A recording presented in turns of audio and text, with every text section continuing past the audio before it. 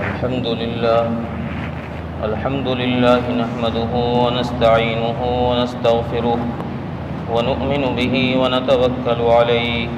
ونعوذ بالله من شرور أنفسنا ومن سيئات أعمالنا من يهده الله فلا مضل له ومن يضلله فلا هادي له ونشهد أن لا إله إلا الله وحده لا شريك له ونشهد أن سيدنا ومولانا محمدًا عبده ورسوله أما بعد فأعوذ بالله من الشيطان الرجيم بسم الله الرحمن الرحيم إنا أعطيناك الكوثر فصل لربك وانحر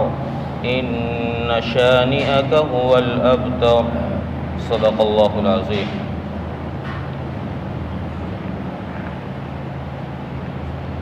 محترم عزیز و بزرگو،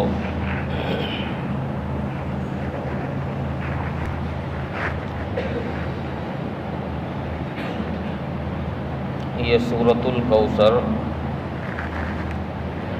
قرآن کریم کی سب سے چھوٹی سورت ہے اور اکثر مسلمانوں کو یہ سورت یاد ہے۔ بڑی جامع اور بابرکت سورت ہے۔ اس سورت کا شان نزول یہ ہوا کہ جب رسول اللہ صلی اللہ علیہ وسلم نے حضرت خدیجۃ الکبریٰ رضی اللہ تعالی عنہا سے نکاح کیا تو حضرت خدیجہ رضی اللہ تعالی عنہا سے رسول اللہ صلی اللہ علیہ وسلم کی اولادیں ہوئی، 4 بیٹیاں ہوئی۔ بیٹیوں نے تو الحمدللہ لمبی عمر پائی، ان کی نسل آگے چلی۔ ان سے ایک بیٹا پیدا ہوا جس کا نام رسول اللہ صلی اللہ علیہ وسلم نے قاسم رکھا۔ وہ بیٹا بچپنے میں انتقال کر گیا۔ جب رسول اللہ صلی اللہ علیہ وسلم کے بیٹے کا انتقال ہوا تو کفار مکہ نے، جو مشرکین مکہ کے سردار تھے، انہوں نے یہ چرچائیں مکے میں شروع کر دی کہ محمد صلی اللہ علیہ وسلم سے گھبرانے کی ضرورت نہیں ہے، ان سے پریشان ہونے کی ضرورت نہیں ہے۔ العیاذ باللہ، یہ جس مشن کو لے کر چل رہے ہیں، چونکہ باپ جس مشن کو لے کر چلتا ہے، جب باپ فوت ہو جائے تو بیٹا اس مشن کو آگے بڑھاتا ہے۔ جس کاروبار کو باپ کرتا ہے، جس کام کو باپ کرتا ہے، تو اس کام کو آگے بڑھانے میں اولاد اس کی مدد کرتی، اولاد پھر اس کو آگے لے کر چلتی۔ اگر اس کے اولاد میں لڑکا ہی نہ ہو تو پھر اس کا مشن وہیں رک جاتا ہے، اس کا کام وہیں رک جاتا ہے۔ رسول اللہ صلی اللہ علیہ وسلم کے بیٹے کا جب انتقال ہوا تو کفار مکہ نے یہ خوشی منائی۔ ان سرداروں نے مجلسیں قائم کر کر کے لوگوں کو یہ بات سمجھائی، مجلسوں میں رسول اللہ صلی اللہ علیہ وسلم کے خلاف الٹی سیدھی بکواسیں کی اور خوشیاں منائیں۔ ان سرداروں میں ایک کا نام ذکر کیا جاتا ہے، عاص بن وائل۔ اس نے ایک میٹنگ لگائی اور اس میں خوشی کا اظہار کیا اور یہ کہا کہ لوگوں گھبرانے کی ضرورت نہیں ہے، محمد صلی اللہ علیہ وسلم جس مشن کو لے کر چل رہے ہیں، یہ شریعت جو لے کر آئے ہیں، یہ جس کام کو آگے بڑھا رہے ہیں، تم تسلی رکھنا، ان کی نسل چونکہ ختم ہو رہی ہے، ان کا مشن آگے نہیں بڑھ سکتا، آگے ان کا کوئی نام لینے والا نہیں رہے گا، ان کے مشن کو آگے لے کے چلنے والا کوئی نہیں ہوگا، یہ جس کلمے کی دعوت دے رہے ہیں اس کلمے کی دعوت ان کے خاتمے پر ختم ہو جائے گی، آگے نہیں پہنچے گی، اس لیے گھبرانے کی ضرورت نہیں ہے۔ رسول اللہ صلی اللہ علیہ وسلم کو ان کی باتوں سے رنج ہوا، دکھ ہوا۔ حضرت انس رضی اللہ عنہ کی روایت ہے کہ ایک دن رسول اللہ صلی اللہ علیہ وسلم پر وحی کے آثار ظاہر ہوئے۔ روایات میں ہے کہ جب آپ صلی اللہ علیہ وسلم پر وحی نازل ہوتی تھی تو ایک غشی بے ہوشی کی سی ایک کیفیت ہو جاتی تھی آپ صلی اللہ علیہ وسلم کی۔ جب وہ وحی کا سلسلہ منقطع ہوا، ختم ہوئی، وحی مکمل ہو گئی، تو رسول اللہ صلی اللہ علیہ وسلم مسکرائے۔ صحابہ رضوان اللہ علیہم اجمعین نے پوچھا، یا رسول اللہ آپ کیوں مسکرائے؟ آپ صلی اللہ علیہ وسلم نے ارشاد فرمایا کہ مجھ پر ابھی جبرائیل یہ صورت لے کر آئے ہیں، اللہ تبارک و تعالیٰ نے مجھے اس صورت کے نازل کر کر مجھے تسلی دی ہے، انا اعطیناک الکوثر فصل لربک وانحر ان شانئک ھو الابتر۔ یہ پوری صورت آپ نے تلاوت فرمائی اور صحابہ سے فرمایا کہ مجھے اللہ تبارک و تعالیٰ نے تسلی دی ہے، میرا جو دکھ تھا اس دکھ کو میرے رب نے ختم کر دیا۔ اب جب یہ صورت نازل ہوئی، اس صورت میں پیغام کیا دیا گیا ہے؟ دو پیغام اس صورت کے اندر بہت اہم دیے گئے ہیں۔ خطاب رسول اللہ صلی اللہ علیہ وسلم کو ہے، لیکن اس صورت کے اندر جو پیغام دیے جا رہے ہیں یہ پیغام پوری انسانیت کے لیے ہیں، قیامت تک آنے والے ایک ایک فرد کے لیے، ایک ایک بشر کے لیے ہیں، ہر شہری اور دیہاتی کے لیے ہیں، پڑھے لکھے اور ان پڑھ کے لیے ہیں، سب کے لیے یہ پیغام دیا گیا۔ اللہ تبارک و تعالیٰ نے کیا ارشاد فرمایا؟ انا اعطیناک الکوثر، اے نبی جی ہم نے آپ کو کوثر عطا کیا ہے، آپ گھبرائیں نہیں، ہم نے آپ کو کوثر عطا کر دیا ہے۔ رسول اللہ صلی اللہ علیہ وسلم نے حدیث میں ہے، آپ نے خود پوچھا صحابہ اکرام رضوان اللہ علیہم اجمعین سے، اتدری مل کوثر، تمہیں پتہ ہے کوثر کیا ہے؟ پھر آپ صلی اللہ علیہ وسلم نے خود ہی اس کی تشریح فرمائی اور فرمایا کہ کوثر جنت کے اندر ایک نہر ہے، اس نہر کو اللہ تبارک و تعالیٰ نے چلایا ہے، بہایا ہے، اور یہ کوثر جو مجھے عطا کیا ہے یہ کوثر جنت میں نہیں ہے، یہ میدان حشر میں اللہ تبارک و تعالیٰ اس نہر کے ذریعے سے ایک حوض بنائیں گے، اس حوض میں اس نہر کے پانی کو پہنچائیں گے، اور اس کوثر پر اتنے سارے پیالے ہوں گے، گلاس کہہ لیجئے، پیالے کہہ لیجئے، اتنے سارے ہوں گے پانی پینے کے لیے کہ جیسے آسمان کے ستارے۔ اور پھر ان پیالوں سے، اس حوض سے میں اپنے نام لینے والوں کو، میں اپنی امتیوں کو پانی پلاؤں گا۔ گویا تسلی رب کریم کی طرف سے یہ دی جا رہی ہے کہ نبی جی آپ غم نہ کریں، آپ ان کے کہنے کی طرف توجہ نہ دیں، یہ جو بکواس کرتے ہیں ان کی بکواس کی طرف دھیان نہ دیں، ان کو بھونکنے دیں کتوں کی طرح، یہ بھونکتے رہیں گے۔ ہم نے آپ کے نام کو اتنا بلند کر دیا ہے، ہم نے آپ کے تذکرے کو اتنا اونچا اٹھا دیا ہے، یہ کہہ رہے ہیں کہ آپ کا نام لینے والا کوئی نہیں رہے گا کیونکہ آپ کے نرینہ اولاد نہیں ہیں۔ ہم نے آپ کے نام کو اتنا بلند کر دینا ہے کہ جتنے آسمان میں ستارے ہیں اتنے ہم نے گلاس حوض کوثر پر رکھ دیے ہیں پانی پینے کے لیے، اتنے سارے نام لینے والے آپ کے آئیں گے اور وہ حوض کوثر سے پانی پئیں گے۔ پھر آگے حدیث میں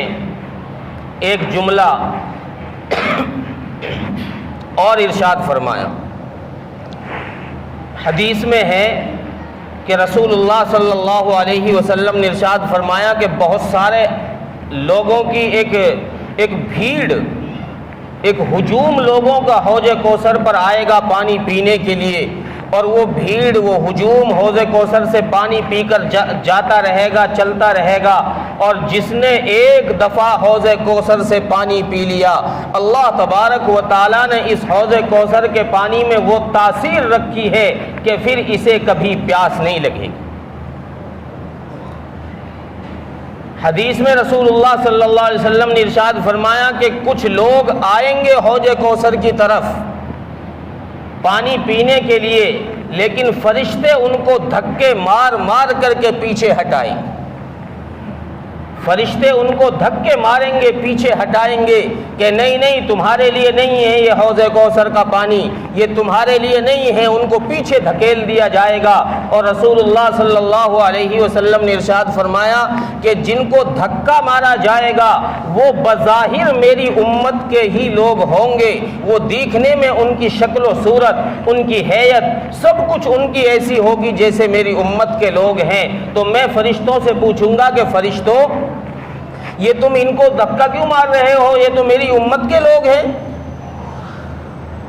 یہ تو میری امت کے لوگ ہیں، ان کو آنے دو پانی پینے کے لیے، یہ حوض تو میں نے ان کے لیے ہی بنوایا ہے رب سے، میں ان کو پانی پلاؤں گا، ان کو آنے دو ادھر حوض کی طرف۔ فرشتے عرض کریں گے یا رسول اللہ انہو لا یدری، انہو لا یدری، انہو لا یدری احدث ما بعدک، کہ یا رسول اللہ انہوں نے جو آپ کے جانے کے بعد کیا ہے آپ کو اس کا پتہ نہیں۔ دیکھنے میں آپ کے امتی ہیں، دیکھنے میں آپ کے امتی ہیں، لیکن آپ کے دنیا سے چلے جانے کے بعد انہوں نے جو شرک پھیلایا ہے، انہوں نے جو شرک کیا ہے، انہوں نے جو اپنے دل کے اندر نفاق چھپایا ہے، یہ ظاہر میں تو بڑے صوفی دیکھتے تھے، ظاہر میں بڑے اچھے دیکھتے تھے، سر پر ٹوپی سجائے ہوئے تھے، چہرے پر داڑھی سجائے ہوئے تھے، لیکن یہ کسی کو دھوکہ دینے سے نہیں چوکتے تھے، کسی پر ظلم کرنے سے نہیں چوکتے تھے، یہ زبان درازی کرنے سے نہیں چوکتے تھے، یہ تیرے وارثوں کی توہین کرنے سے نہیں چوکتے تھے۔ ان کو جب موقع ملتا تھا یہ جس کے چاہتے تھے گلا گھونٹ دیتے تھے۔ آپ کو نہیں پتا انہوں نے آپ کے جانے کے بعد کیا کیا حرکتیں کی ہیں، کیا کیا کام کیے ہیں، اس لیے یہ اس قابل نہیں ہے کہ ان کو آپ کی حوض سے پانی پلایا جائے، اس لیے ان کو پہلے ہی دھکے مار کر واپس کیا جاتا۔ تو یہ تو حوض کوثر رہا اللہ کے نبی صلی اللہ علیہ وسلم کے لیے جو اللہ تبارک و تعالیٰ نے تسلی دی کہ نبی جی آپ گھبرائیں نہیں، آپ گھبرائیں نہیں، آپ کے نام لینے والے بہت ہیں، آپ کی بات کرنے والے بہت ہیں، آپ کا نام بہت بلند ہے۔ وَرَفَعْنَا لَكَ ذِكْرَكَ، قرآن کریم نے دوسری جگہ اعلان فرمایا کہ نبی جی ہم نے آپ کے نام کو اتنا بلند کر دیا ہے، اتنا بلند کر دیا ہے، اگر ساری دنیا مل کر اس کو نیچے لانا چاہے نہیں لا سکتی۔ دنیا کی پاوریں ختم ہو جائیں گی، آپ کا نام کوئی نیچے نہیں کر سکتا، چونکہ اس کو بلند کرنے والے اللہ۔ میں نے آپ نے نہیں کیا اس کو بلند، اللہ تبارک و تعالیٰ نے اس کو بلند کیا ہے۔ اس نام کی حفاظت کی ذمہ داری رب کریم نے لی ہے۔ جب رب کریم جس چیز کی حفاظت کی ذمہ داری لے لے، اس کائنات میں کوئی نہیں ہے جو اس چیز کو ختم کر دے یا اس چیز کو ذلیل کر دے۔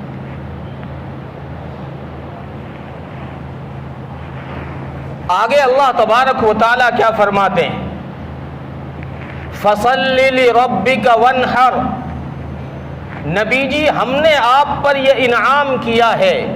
ہم نے آپ کو یہ اتنی بڑی نعمت حوض کوثر دی ہے، تو اب آپ کا کام یہ ہے کہ اب آپ شکرانے کے طور پر ہماری نماز پڑھیے، ہماری عبادت کریے اور ہمارے لیے قربانی کیجیے۔ یہاں مفسرین نے ایک نقطہ ذکر کیا ہے کہ دیکھو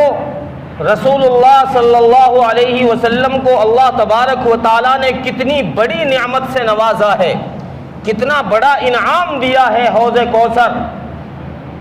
اور پھر اس انعام کے دینے کے بعد اللہ تبارک و تعالیٰ حکم کیا دے رہے ہیں اپنے نبی کو کہ نبی جی ہماری نعمت کا شکرانہ کیجئے، اور شکرانہ یہ ہے کہ آپ ہمارے سامنے سجدہ ریز ہو جائیں۔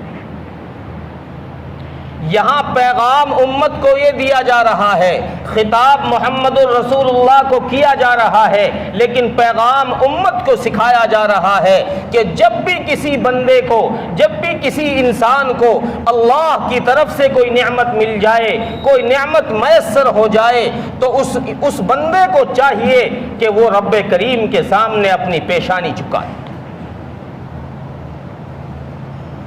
چاہے چھوٹی نعمت ملے رب کریم کی طرف سے، چاہے بڑی نعمت ملے، تو اس بندے کو چاہیے کہ اس نعمت کے بقا کے لیے، اس نعمت میں برکتوں کے لیے، اس نعمت کو باقی رکھنے کے لیے اس پیشانی کو، اس ناک کو جس کو انسان بلند کرنا چاہتا ہے، اس رب کے سامنے جھکانا پڑے گا، رگڑنا پڑے گا۔ اور قرآن کریم کا فیصلہ ہے لئن شکرتم لازیدنکم، اگر شکر کرو گے اللہ نعمت بڑھا دے گا، اور وَلَئِن کَفَرْتُمْ، اور اگر تم نے ناشکری کی، تم نے اپنی ناک کو پھر اونچا رکھنا چاہا، تو پھر اللہ تبارک و تعالی ذلیل کر دے، اللہ اس نعمت کو چھین لے گا۔ اب ہمارا حال یہ ہے، ہمارا حال یہ ہے، اگر اللہ تبارک و تعالی کوئی فراخی دے دے، کوئی خوشی دے دے، تو پھر ہم پھولے نہیں سماتے، پھر مسجد سے دور، نمازوں سے دور، اللہ کے احکامات سے دور، اور جہاں اللہ کی پکڑ آنی شروع ہوئی، چونکہ اللہ کے لاٹھی میں آواز نہیں ہے، پتہ نہیں چلتا کدھر سے پڑی ہے، جب پڑ جاتی ہے پھر سوچتا ہے یار کون سا گناہ کر لیا میں نے، کون سا گناہ کر لیا، حالانکہ یہ گناہ کر کر کے بھول جاتا ہے۔ جب لاٹھی پڑتی ہے اللہ کی، اللہ کا کوڑا پڑتا ہے، فصب علیہم ربک صوت عذاب، جب اللہ کا کوڑا برسنا شروع ہوتا ہے پھر سوچتا ہے کون سی غلطی کر دی۔ ارے تو غلطیاں دن پہ دن کرتا ہے، ہر منٹ گیلے تیری تجھ سے غلطیاں ہوتی ہیں، لمحہ لمحہ تو رب کی نافرمانی کرتا ہے، اور پھر سوچتا ہے، پھر کہتا ہے کہ میں نے کون سی غلطی کر دی۔ جب غلطی پر اللہ تبارک و تعالیٰ کی طرف سے پکڑ آنی شروع ہو جاتی ہے، تو پھر یہ مسجد کی طرف آنا شروع ہوتا ہے، پھر اس کے قدم مسجد کی طرف آتے ہیں۔ اب یہ فرائض کے ساتھ ساتھ نوافل کی پابندی بھی کرتا ہے، یہ نماز سے پہلے کی سنتیں بھی پڑھتا ہے، نماز کے بعد کی نوافل بھی پڑھتا ہے، پھر یہ اشراق کا بھی پابند ہو جاتا ہے، پھر یہ تہجد پڑھنے کی بھی کوشش کرتا ہے۔ جب اللہ تبارک و تعالیٰ اس مصیبت سے نجات دے دیتے ہیں، یہ مصیبت ہٹ جاتی ہے ایک طرف کو، یہ انسان پھر وہیں جا کر کھڑا ہو جاتا ہے۔ یہ ہمارا حال۔ اور اللہ تبارک و تعالیٰ کیا فرما رہے ہیں؟ نبی کو حکم کیا دیا جا رہا ہے کہ جب کوئی فراخی مل جائے، تمہیں خوشی مل جائے، تو پھر اب تمہیں اب میرے سامنے اپنی پیشانی جھکانی ہے، شکرانے کے طور پر عبادت کرنے کے لیے آ جانا ہے، عبادت میں لگ جانا ہے، شکرانے کے طور پر تمہیں قربانی میرے نام پر کرنی۔ اور نبی جی ان کافروں کی بکواسوں پہ دھیان نہ دو، آگے فرمایا ان شانئک ھو الابتر، نبی جی بے شک ہم نے آپ کی نسل کو بڑھا دینا ہے، اور یہ جو آپ کے دشمن ہیں ان کو ہم نے ابتر کر دینا۔ انہوں نے جو آپ کے لیے کہا ہے کہ آپ ابتر ہیں، ابتر کہتے ہیں اس کو جس کی نسل آگے نہ چلے، نسل ختم ہو جائے، آگے نرینہ کوئی اولاد نہ ہو، اس کو کہتے ہیں عربی میں ابتر۔ تو ان کفار نے رسول اللہ صلی اللہ علیہ وسلم کے لیے ابتر کہنا شروع کر دیا تھا۔ اللہ تبارک و تعالیٰ نے آخر میں اعلان فرمایا کہ رسول اللہ صلی اللہ علیہ وسلم کو تسلی ہو جائے، اس لیے آخر میں فرمایا کہ آپ کا دشمن بے نام و نشان ہو جائے گا۔ اور یہ اللہ تبارک و تعالیٰ نے ظاہر کر دیا ہے،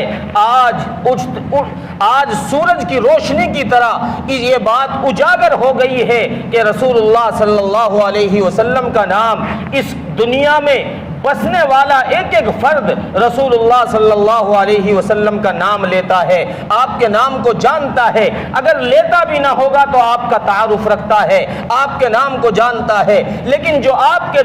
دشمن تھے،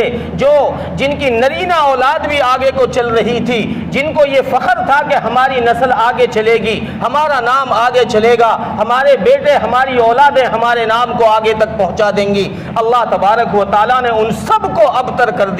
اب کوئی نہیں جانتا ابو جہل کون ہے، اب کوئی نہیں جانتا ابو لہب کون ہے، اب کوئی نہیں جانتا ان مکے کے سرداروں کو، ان کا کوئی نام و نشان بھی نہیں جانتا کہ یہ کون لوگ تھے۔ اور جس کے بارے میں انہوں نے کہا کہ جس کا نام و نشان مٹ جائے گا، چونکہ اس کی نرینہ اولاد ایک ہوئی تھی، وہ بھی بچپنے میں فوت ہو گئی، اللہ تبارک و تعالیٰ نے اتنا بلند کر دیا کہ دنیا میں رہنے والا ایک ایک فرد اس کا نام لینا جانتا۔ اس لیے عزیزوں بزرگوں دوستو، ہم سب کو چاہیے کہ ہم رسول اللہ صلی اللہ علیہ وسلم کا نام لیں، آپ کا ذکر خیر کریں، زبان سے جب بھی رسول اللہ صلی اللہ علیہ وسلم کا نام سنیں تو سننے والوں پر واجب ہے کہ آپ کے نام پر درود بھیجیں، صلی اللہ علیہ وسلم ضرور کہیں۔ یہ جب بھی کوئی نام کہیں سنے رسول اللہ کا، چاہے موبائل کے ذریعے سنیں، چاہے کسی کی زبان کے ذریعے سامنے سے سنیں، جب بھی آپ کا نام کسی کے کان میں آئے تو اس سننے والے پر واجب لکھا ہے علماء نے کہ رسول اللہ صلی اللہ علیہ وسلم پر درود پڑھے، صلی اللہ علیہ وسلم کے۔ ہم سب کا یہ فرض بنتا ہے،